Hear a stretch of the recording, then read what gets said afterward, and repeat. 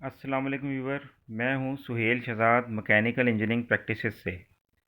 आज हम diesel generator की सेफ्टीज़ के बारे में बात करेंगे, लेकिन इसको डिस्कस करने से पहले एक बात करना बहुत ज़रूरी है कि इन सेफ्टीज़ के साथ किसी किस्म की छेड़छाड़ ना की जाए, और अगर कसरत इस्तेमाल या तबी वजूहात की बना में इनमें कोई खलल वाक़या हो जाए तो उसको फौरी तौर पे दूर किया जाए। याद रखें, किसी किस्म की सुस्ती तबाहकुन साबित हो सकती है। तो सबसे पहली जो सेफ्टी है उसको हम डिस्कस करते हैं, यानी low oil pressure. It is a protection device which is used to monitor low oil pressure. It is indicated on the engine block or often near to oil filter. ये एक लाजमी हिफाजती आला है और इंजन की बॉडी या oil filter के head पर लगाया जाता है।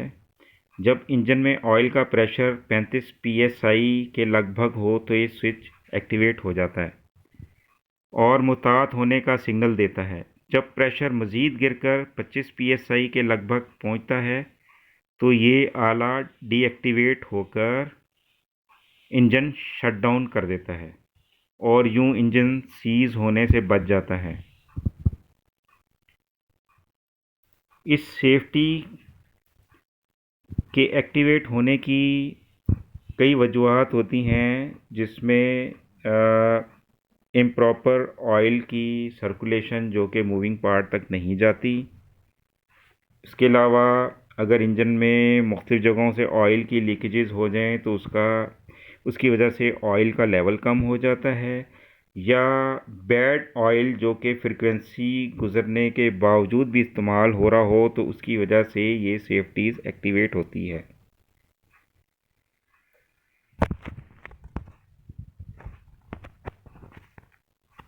दूसरी अलामत है हाई कूलेंट टेम्परेचर.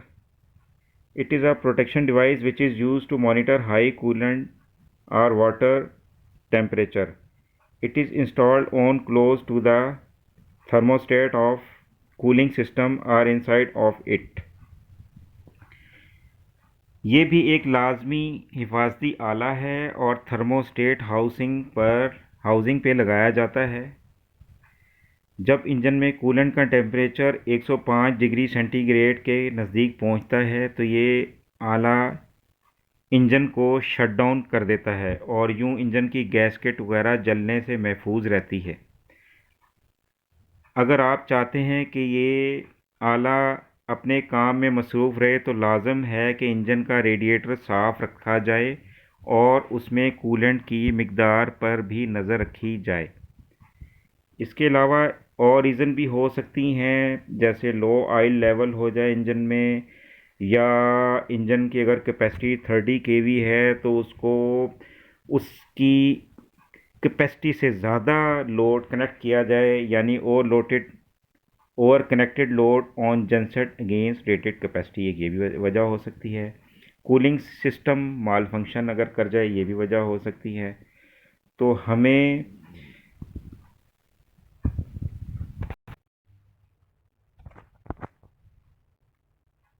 इन बातों का ख्याल रखना चाहिए कि किसी तरह भी उसका टेम्परेचर पानी का ज़्यादा ना बढ़े।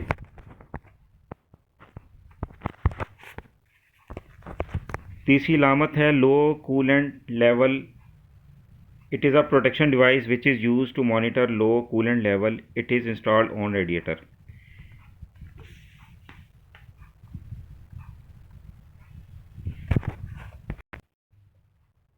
ये प्रोटेक्शन डिवाइस जो कि लो कूलेंट लेवल को मॉनिटर करती है, ये रेडिएटर के ऊपर लगी होती है। इसके अलावा लो कूलेंट लेवल की और भी वजूहात हो सकती हैं, जिसमें कूलेंट की लीकेज है, वेपोराइजेशन ऑफ वाटर है, रेडिएटर की लीकेज है, अगर किसी उसकी कोई कॉइल या उसकी ट्यूब उसकी लीक हो गई है तो उसको रेक्टिफाई करना ज़रूरी है। हाउस पाइप जो उसमें यूज़ होते हैं वो टाइम के साथ साथ हार्ड होने की वजह से वो भी लीक होने का बायस बन सकते हैं। उनमें शुरू में पिन होल की शक्ल में होल हो जाते हैं, जो कि आम चलते हुए जेनसेट की सूरत में वो नज़र नहीं आते, लेकिन एक बिल्कुल मामूली सा स्प्रे कर रहे होते हैं और आहिस्ता आहिस्ता वो होल बड़ा होने की सूरत में यहाँ से कूलेंट की शॉर्टेज होना शुरू हो जाती है, जो कि इंतहाई ख़तरनाक अलामत है। इसके अलावा जब कूलेंट ज़ाया हो जाए तो ये हिफाजती आला वार्निंग जारी कर देता है और फिर इंजन को शट डाउन कर देता है। यूँ इंजन की गैस किट जलने से बच जाती है और इंजन सीज होने से भी महफूज रहता है। तो इसमें जो प्रिवेंटिव मेंटेनेंस करनी है वो ज़रूरी है कि रेडिएटर को कम से कम देखना चाहिए कि कहीं से कोई लीकेज तो नहीं, उसका पानी कम तो नहीं हुआ, शॉर्ट तो नहीं है। हॉस पाइप को अच्छी तरह चेक करना चाहिए, कहीं से कोई लीक वगैरह तो नहीं है, या इंजन ओवर हीट तो नहीं हो रहा जिसकी वजह से वेपराइजेशन हो रही है और पानी के कम होने का बायस बन रही है।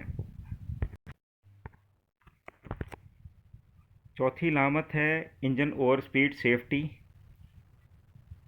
और engine overspeed safety is a protection device which is used to monitor engine overspeed. It is installed on control panel. ये सेफ्टी जो है जनरेटर की ओवर स्पीडिंग को कंट्रोल करती है और ये कंट्रोल पैनल में लगी होती है। इसकी कई कई वजूहात हो सकती हैं, उसमें एक ये भी है बाज़ का तो उसका एक्चुएटर फंस जाता है जिसकी वजह से फ्यूल जो उसको सप्लाई हो रहा होता है वो पता नहीं चलता और जेनसेट अपनी स्पीड से ज़्यादा उस पर चल रहा होता है। और ओवर स्पीडिंग क्यों कहते हैं? ओवर स्पीडिंग उस वक्त कहते हैं कि अगर जेनसेट के जो आरपीएम है, अगर वो लो स्पीड है 1500 आरपीएम वाला या 1800 आरपीएम वाला, तो उससे अगर उसकी लिमिट 8% इंक्रीज़ कर जाए तो वो जो इंतहाई ख़तरनाक होगा इसके लिए। तो इस सूरत में जो सेफ्टी होती है वो एक्टिवेट हो जाती है और इंजन को फौरी तौर पर रोक देती है ताकि कोई हाई स्पीड ज़्यादा स्पीड की वजह से इंटरनली मैकेनिकली कोई जनसेट में तोड़ फोड़ का बायस ना बने। इसके अलावा इसमें बाज़ का फ्रीक्वेंसी 50 हर्ट्ज़ से अगर 60 करेंगे तो आप देखेंगे उसको क्या नाम है उसके जनसेट के आरपीएम बढ़ जाएंगे। तो पाकिस्तान में क्योंकि 50 हर्ट्ज़ पे ये जनसेट चल रहे होते हैं पर 1500 आरपीएम पे, तो बाज़ का यहाँ भी माल फंक्शन होने की वजह से भी इसके आरपीएम बढ़ सकते हैं। तो उसको आप एवीआर से सही कर सकते हैं, उसको अपने 1500 आरपीएम पे ला सकते हैं। इसके बाद अगली सेफ्टी है, उसको लो कूलेंट टेम्परेचर कहते हैं।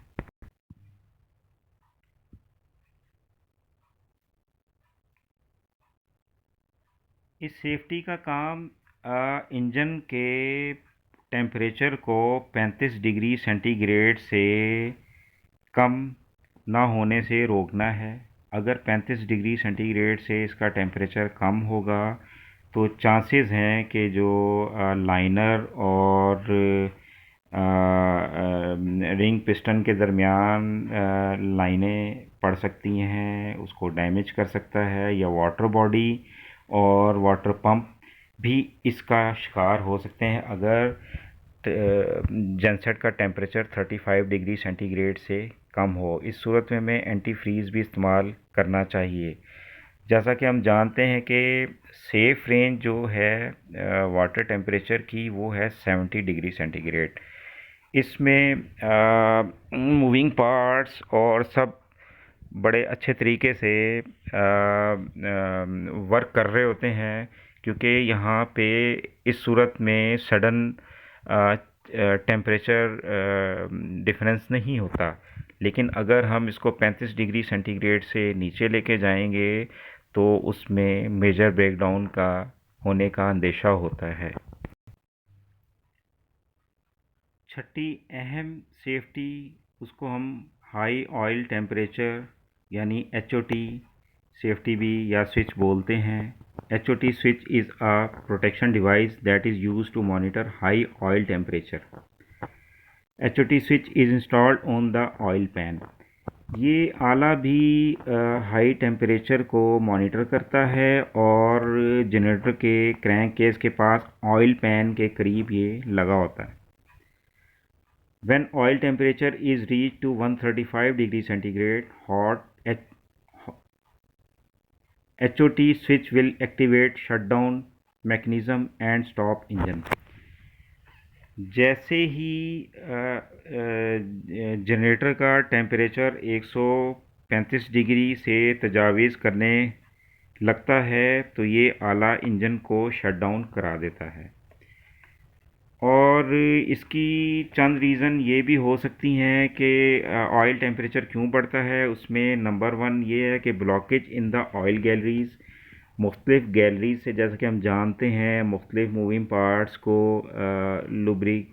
लुब्रिकेंट या लूब ऑयल सप्लाई किया जाता है। अगर उसमें ब्लॉकेज आ जाए तो ज़ाहिर है फिर वहाँ से ऑयल उन पार्ट्स को कम मिलेगा और फ्रिक्शन बढ़ने की वजह से उसमें टेम्परेचर बढ़ेगा।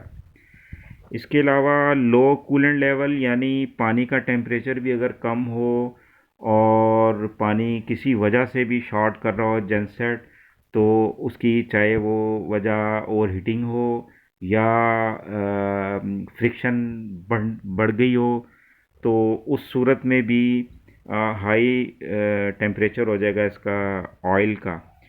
इसके अलावा अगर थर्मोस्टेट जो कि उस लाइन पे लगती है अगर वो चोक हो या बंद हो तो उसकी वजह से भी इंडिकेशन सही नहीं मिलेगी।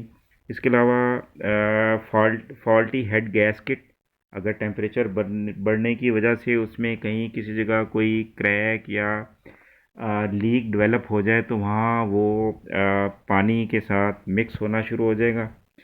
इसके अलावा वाटर बॉडी भी एक अहम पुर्जा है जनरेटर में, जो कि जिसको हम वाटर पंप भी कहते हैं। वो कूलिंग सिस्टम को रेडिएटर से लेके और इंजन ब्लॉक की गैलरीज तक या उसको माउंटिंग तक उस पूरे एरिए में पानी को सर्कुलेट करवाता है और ताकि जनरेटर का टेम्परेचर कम से कम हो। तो ये इसकी रीज़न हो सकती हैं। तो हम आखिर में एक चीज़ जो इसके लिए हम डिस्कस करेंगे वो ये है कि ये सेफ्टीज़ इंतहाई अहम है और जनरेटर हजरात से गुजारिश की जाती है कि अगर ये सेफ्टीज़ एक्टिवेट हो जाएं तो कभी भी जनरेटर को बाईपास ना करें। आप उस सेफ्टी के एक्टिवेट होने की वजह जानने की कोशिश करें और अगर उसका फौरी तौर पे हल है तो सबसे पहले उसका हल करें। अगर हम इन सेफ्टीज़ का टाइमली हम रेक्टिफिकेशन साथ साथ करते रहेंगे तो जनरेटर काफ़ी लंबे अरसे तक चल सकता है।